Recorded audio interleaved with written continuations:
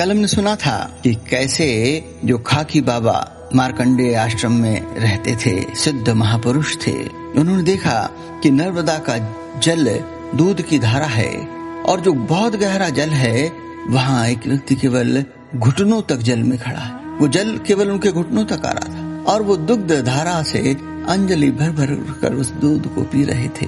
कितना अद्भुत दृश्य है। माँ नवजात को दुग्ध पान करा रही है। लेकिन जब ये घटना प्रकट हुई तो तैलंग स्वामी जी ने वो स्थान भी छोड़ दिया।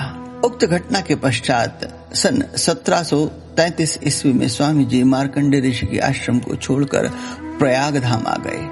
वहां वे निर्जन स्थान पर रहकर योगाभ्यास करते थे। एक दिन वे प्रयाग में गंगा तट पर बैठे थे। उसी समय गंगा जी में यात्रियों से भरी हुई एक नाव दूसरे किनारे से प्रयाग घाट की ओर आ रही थी। नाव नदी के बीच पहुंची ही थी कि अचानक जोर से आंधी तूफान आ गया और मूसलाधार बरसात होने लगी। स्वामी जी उस समय भी गंगा के किनारे बैठे थे। अन्य लोग वहां से जाने लगे थे।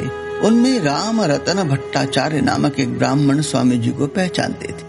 उन्होंने स्वामी जी के पास जाकर उन्हें उठ जाने के लिए कहा, पर वे वहां से टस से मस नहीं हुए। हंसकर बोले, तुम मेरे लिए इतना परेशान क्यों हो रहे हो? मुझे कोई कष्ट नहीं हो रहा। मैं अभी यहाँ से नहीं जा सकता। एक नाव आ रही है, वह भी डूबने वाली है। उसके यात्रियों को बचाना होगा। यह बात कहते कहते ही नाव डूब गई और स्वामी जी अदृश्य हो गए। ब्राह्मण हैरान होकर किनारे पर खड़ा परिणाम की प्रतीक्षा करने लगा कि नाव तो डूब गई है।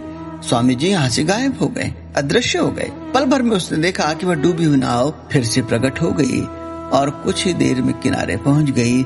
उसमें से यात्रियों के साथ स्वयं स्वामी जी को उतरते देखकर वो चकित रह गया। उसकी बुद्धि कुंठित हो गई।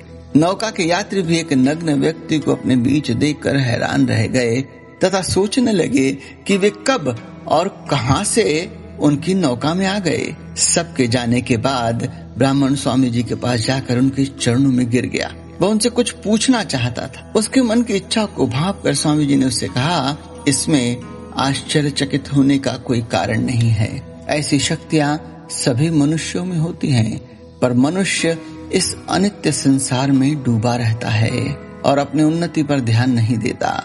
प्रत्येक मनुष्य के शरीर में ईश्वरीय शक्ति विद्यमान है। मानव इस नश्वर संसार के लिए जितना परिश्रम करता है, अगर उसका 100वां हिस्सा भी भगवान के लिए लगाए तो ईश्वर को प्राप्त कर सकता है। जो भाव है, जो महात्मा जी ने कहा है, इसका कल हम फिर वर्णन करेंगे और फिर चर्चा करेंगे। जय मां।